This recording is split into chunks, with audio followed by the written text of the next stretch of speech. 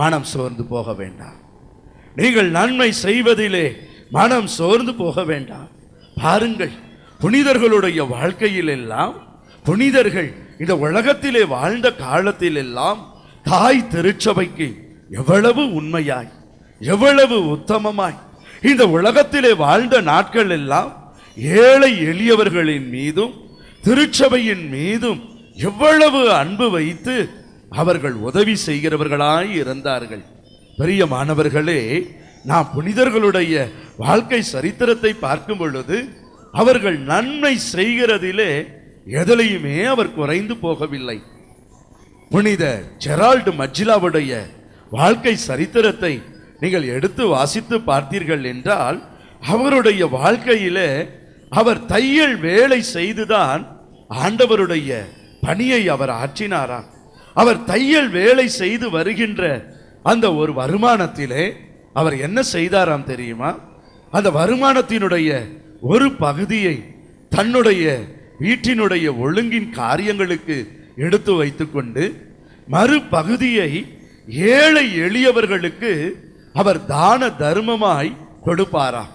மற்றொரு பகுதியை அவர் என்ன செய்வாராம் தெரியுமா? இந்த உலகத்திலே அனாதைகளாய் மரித்து போன உத்திரிக்க ஸ்தல ஆன்மாக்களுக்காக ஒவ்வொரு நாளும் அவர் திருப்பலி நிறைவேற்றி அவர் நன்மை செய்கிறவராய் இருந்தார். அதனால் தான் சாதாரண ஜெரால்டு மஜ்ஜிலாவாய் இருந்தவரை திருச்சபை புனிதராய் உயர்த்தினது. உங்களுடைய வாழ்க்கையிலும் நீங்கள் ஆண்டவரை போல நன்மை செய்கிறவர்களாய் நீங்கள் மாறும் பொழுது உங்கள் வாழ்க்கையில ஆண்டவர் உங்களை உயர்த்த ஆரம்பிப்பார், உங்களை ஆசீர்வதிக்க ஆரம்பிப்பார். அடுத்தவர்களுக்கு நீங்கள் நன்மை செய்ய எண்ணுகிற பொழுதே அந்த ஆசீர்வாதம் உங்களுடைய குடும்பத்திற்கு வர ஆரம்பிக்கும். பிரியமானவர்களே, இன்றைக்கு கூட நீங்கள் நினைக்கலாம், நான் என்ன நன்மை செய்து என்ன பிரயோஜனம், நான் என்ன நன்மை செய்து என்ன ஆசீர்வாதம் என்று நீங்கள் நினைக்கலாம். நீங்கள் செய்கிற ஒவ்வொரு நன்மை தனத்தையும் கடவுள் கணக்கு எடுக்கிறார். நீங்கள் செய்கிற ஒவ்வொரு தான தர்மங்களையும் ஆண்டவர் கணக்கிலே எடுக்கிறார். நீங்கள் ஆண்டவருடைய ஆலயத்திற்காக, ஆண்டவருடைய பணிகளுக்காக, ஆண்டவருடைய பணியாளர்களுக்காக நீங்கள் செய்கிற ஒவ்வொரு தான தர்மங்களையும் அவர் கணக்கிலே எடுக்கிறார். ஒருவேளை நீங்கள் நினைக்கலாம், நான் என்னத்தை நன்மை செய்ய முடியும், நான் நன்மை செய்கிறதினால என்ன ஆசீர்வாதம் எனக்கு கிடைக்க போகிறது என்று கூட நினைக்கலாம். பாருங்கள், ஆண்டவராகிய கடவுள் காயினை பார்த்து பேசுகிறார். தொடக்க நூல் புஸ்தகம் 4வது அதிகாரம் இறை வார்த்தைகள் 6-7 உள்ள வசனங்களை எடுத்து வாசித்து பார்த்தோம் என்றால், இன்றைக்கு ஏன் நமக்கு ஆசீர்வாதம் தடைபடுகிறது, ஏன் நாம் ஜெபித்தும் நமக்கு ஆண்டவரிடம் இருந்து நன்மை வராமல் இருக்கிறது என்று பார்க்கும் பொழுது ஆண்டவர் காயினை பார்த்து அவர் சொல்லுகிறார். எடுத்து வாசிப்போமா? தொடக்க நூல் புஸ்தகம் 4வது அதிகாரம் இறை வார்த்தைகள் 6-7 உள்ள திருவசனங்கள். ஆகவே ஆண்டவர் காயினிடம் நீ ஏன் சினமுற்றிருக்கிறாய், உன் முகம் வாடி இருப்பது ஏன், உன்னுடைய முகம் வாடி இருப்பது ஏன், நீ நல்லது செய்தால் உயர்வடைவாய் அல்லவா, நீ நல்லது செய்யாவிட்டால் பாவம் உன்மேல் வேட்கை கொண்டு வாயிலிலே படுத்திருக்கும். நீ நன்மை செய்ய தவறும் பொழுது, நீங்க நல்லது செய்ய தவறும் பொழுது பாவம் உங்கள் மேல ஆசைப்பட ஆரம்பிக்குமா, பாவம் உங்கள் மேல வேட்கை கொள்ள ஆரம்பிக்குமா. அது என்ன செய்கிறதா? உங்களுடைய வீட்டினுடைய வாயில் படியில அது படுத்து கிடக்கிறது. அந்த வீட்டினுடைய வாயில் படியில அது படுத்து இருக்கிறதுனால நன்மை நிறைந்த இறைவனால், நன்மை செய்கிற இயேசு ஆண்டவரால் உங்கள் குடும்பத்தில் நன்மையை செய்ய முடியவில்லை.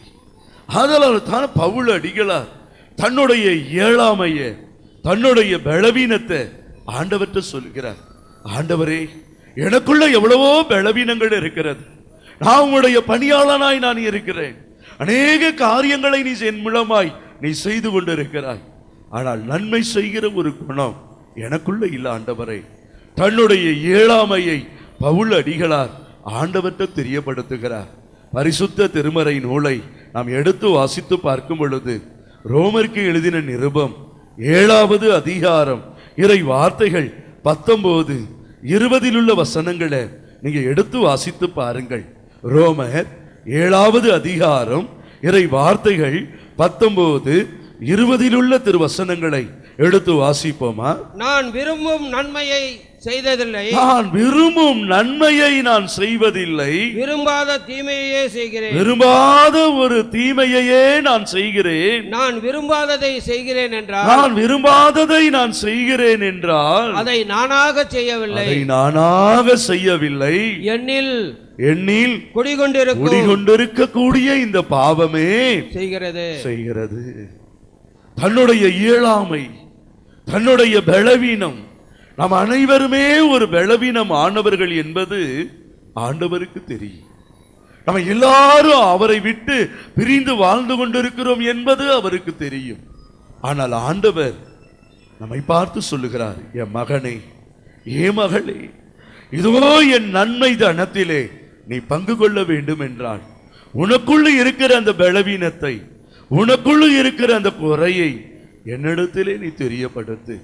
பாருங்கள், பவுல் அடிகளார் ஆண்டவர்கிட்ட சொல்லுகிறார், ஆண்டவரே, நான் விரும்பும் நன்மையை செய்வதில்லை, விரும்பாத ஒரு தீமையை தான் நான் செய்கிறேன். நான் விரும்பாததை செய்கிறேன் என்றால் அதை நானாக செய்யவில்லை, என்னுள் குடிகொண்டிருக்கிற அந்த பாவமே செய்கிறது என்று தன் இறைவனிடத்திலே, இயேசுவினிடத்திலே அவர் சொல்லும் பொழுதுதான் ஆண்டவர் அந்த நன்மை செய்கிற எண்ணத்தை ஆண்டவர் பவுல் அடிகளாருக்கு அவர் கொடுத்தார். அதனால்தான் அவர் யாக்கோப்புக்கு எழுதின நிருபத்தில் அவர் எழுதுகிறார், 4வது அதிகாரம் 17 உள்ள திருவசனத்தில் அவர் சொல்லுகிறார், ஒருவருக்கு நன்மை செய்ய தெரிந்திருந்தும் செய்யாமல் போனால் அது பாவம். அந்த குறைகளிலே இருந்து, அந்த பலவீனத்திலே இருந்து ஆண்டவரிடத்தில் ஜெபித்ததினாலே இந்த நன்மை செய்கிற உள்ளம் ஆண்டவராகிய இறைவன் பவுல் அடிகளாருக்கு கொடுத்தார். என் சகோதரனே, சகோதரியே, இன்றைக்கு உன்னுடைய வாழ்க்கையிலே, உங்க குடும்பத்திலே உங்களால் நன்மை செய்ய முடிகிறதா? உங்களுக்கு துரோகம் செய்தவர்களுக்கு இன்றைக்கு உங்களால் நன்மை செய்ய முடிகிறதா?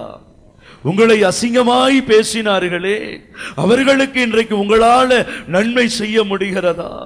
ஒரு கூட்டு குடும்பமாய் நீங்கள் வாழலாம். ஒருவேளை மாமியாருக்கு உங்களால நன்மை செய்ய முடிகிறதா? அல்லது உங்களுடைய மருமகளுக்கு இன்றைக்கு உங்களால நன்மை செய்ய முடிகிறதா?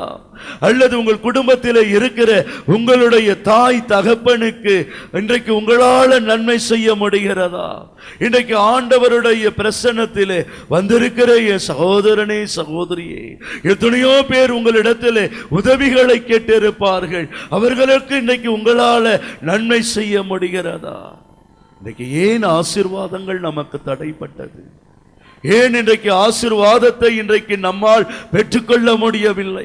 நம்மை பற்றி ஒருவேளை யாராவது தவறாக பேசி இருக்கலாம், அசிங்கமாய் பேசி இருக்கலாம், கொச்சைப்படுத்தி இருக்கலாம், உங்களுடைய வாழ்க்கையை கெடுக்க நினைத்திருக்கலாம், கணவன் மனைவி பிரிந்து வாழுவதற்கு அவர்கள் ஒரு காரணமாய் இருக்கலாம்.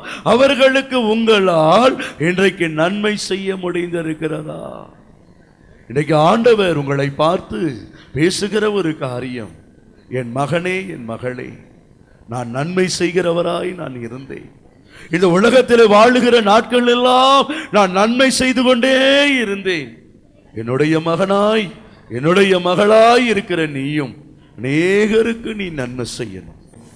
உங்கள் பகைவரிடம் என்ன செய்யுங்கள்? அன்பு செய்யுங்கள். உங்கள் பகைவரிடம் நீங்கள் அன்பு செய்யுங்கள். என்ன சொல்லுகிறார் ஆண்டவர்? அவர்களை பார்த்து அன்பு கூறுங்கள். உங்களை வெறுப்போருக்கு என்ன செய்யுங்க? நன்மை செய்யுங்கள். உங்களை வெறுப்போருக்கு, உங்களை யார் யார் வெறுக்கிறார்கள், உங்களை யார் யார் அசிங்கமாய் பேசுகிறார்கள், உங்களுக்கு யார் யார் துரோகத்தை செய்கிறார்கள், உங்களுடைய வாழ்க்கையை யார் யார் கெடுத்து கொண்டிருக்கிறார்கள், உங்களுடைய வாழ்க்கையினுடைய முயற்சிகளுக்கு இன்றைக்கு முன்னேற விடாமல் இன்றைக்கு யார் யார் இன்றைக்கு தடைகளை உண்டு பண்ணி கொண்டிருக்கிறார்கள், அவர்களுக்காக நீங்க என்ன செய்யணுமா? ஆண்டவரிடத்திலே நீங்கள் ஜெபிக்கணும். ஆண்டவரே, இவர்களை நீர் ஆசீர்வதியும், இவர்களை நீர் ஆசீர்வதியும் ஆண்டவரே. உம்முடைய பிரசன்னம் இவர்களோடு கூட இருக்கணும் ஆண்டவரே. இவர்களை நீர் ஆசீர்வதிப்பதே உம்முடைய திருவுளம். உம்முடைய பிரசன்னம் இவர்களோடு கூட இருக்கட்டும் என்று ஆண்டவரிடத்திலே நாம் ஜெபிக்கணும். அவர்களுக்கு நம்ம நன்மை செய்யணும். நம்மை பற்றி இல்லாதது பொல்லாதது பேசினவர்களுக்கு நீங்கள் உதவி செய்யணும். அப்பொழுதுதான் ஆண்டவர் உங்களை ஆசீர்வதிக்க முடியும். புனித மரிய கொரோட்டியினுடைய வாழ்க்கை சரித்திரத்தை நீங்கள் எடுத்து வாசித்து பார்த்தீர்கள் என்றால், அவர்களுடைய வாழ்க்கை சரித்திரத்திலே பாருங்கள் பிரியமானவர்களே, வாலிப மகளாய் இருக்கிற அந்த பெண் மீது அங்க இருக்கிற ஒரு அலெக்சாண்டர் என்கிற வாலிபன் ஆசை கொண்டு பாவத்திற்கு உடந்தையாய் அழைக்கின்ற பொழுது தன் தாயினுடைய அந்த போதனைகள், கத்தோலிக்க திருச்சபையினுடைய அந்த பராமரியங்கள் அவளுடைய உள்ளத்திலே இருந்ததுனால அந்த ஆசை இச்சைக்கு அவள் இணங்காமல் இருந்தாலும் அந்த அலெக்சாண்டர் அவளை படுத்த நினைத்து, அவளை இசையாமல் இருப்பதை நினைத்து கத்தியால் குத்துகின்ற பொழுது கடைசியிலே அவள் சாகும் பொழுதும் கூட அவனை மன்னிக்கிறாள். மன்னித்து ஒப்புரவு அருட்சாதனம் செய்கிறாள், பாவ மன்னிப்பை செய்கிறாள். அவன் மனமாற வேண்டும் என்று ஜெபித்து அவள் உயிரை விடுகிறாள்.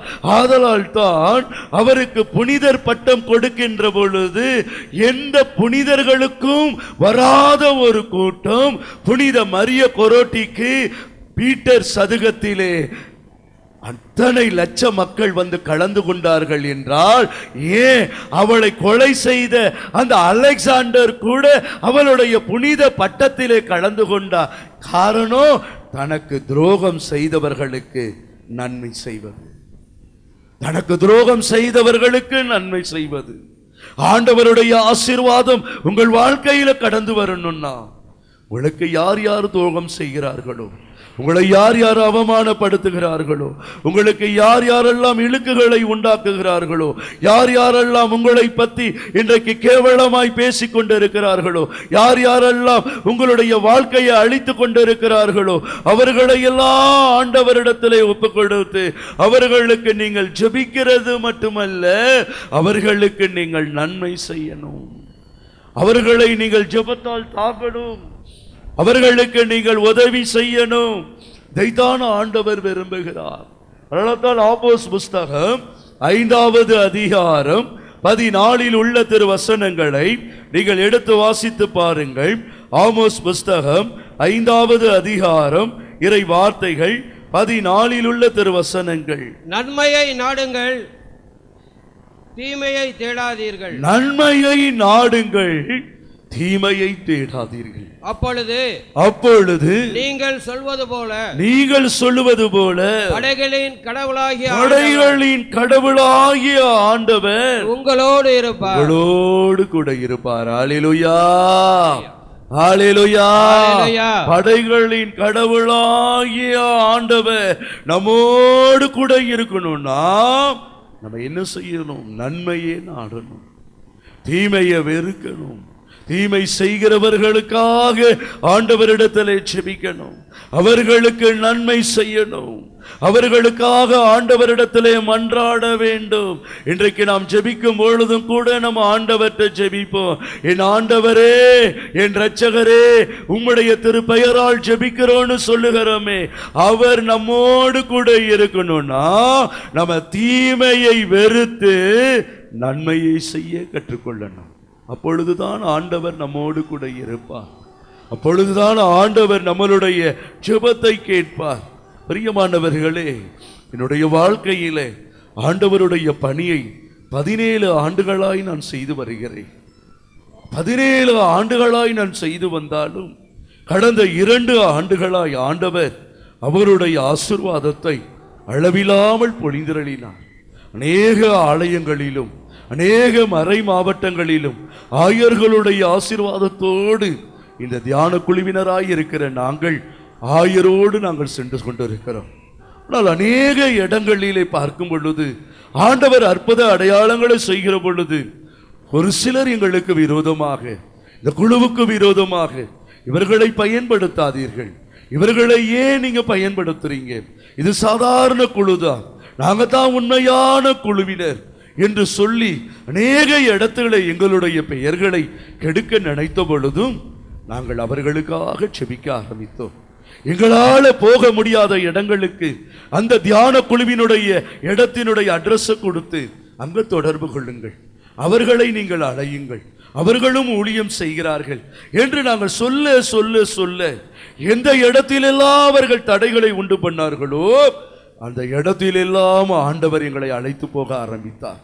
அநேக இடங்களிலே எல்லா மறை மாவட்டங்களிலும் ஆண்டவர் அவருடைய வார்த்தைகளை அறிவிக்க வாசல்களை, திருத்தலங்களை அவர் திறந்து கொடுத்தார். ஆயர்களுடைய ஆசீர்வாதங்களை கொடுத்தார். காரணம் என்ன தெரியுமா? ஒருவர் தீமை செய்ய நினைக்கும் பொழுது நீங்கள் நன்மை செய்ய பயிற்சி பெறுங்கள்.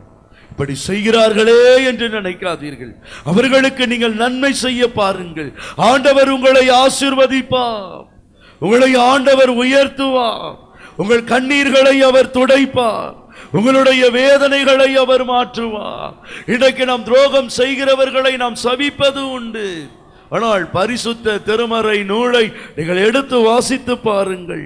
2 அரசராகமம் 5வது அதிகாரம் இறை வார்த்தைகள் 1-10 வசனங்களை நீங்கள் வாசித்து பார்த்தீர்கள் என்றால், சிரியா மன்னன இடத்திலே படை தலைவனாய் இருக்கிற அந்த தலைவரிடத்திலே சிறப்பும் நன்மதிப்பும் பெற்றுக் கொண்டிருக்கிற ஒரு மனுஷனை பார்க்கலாம்.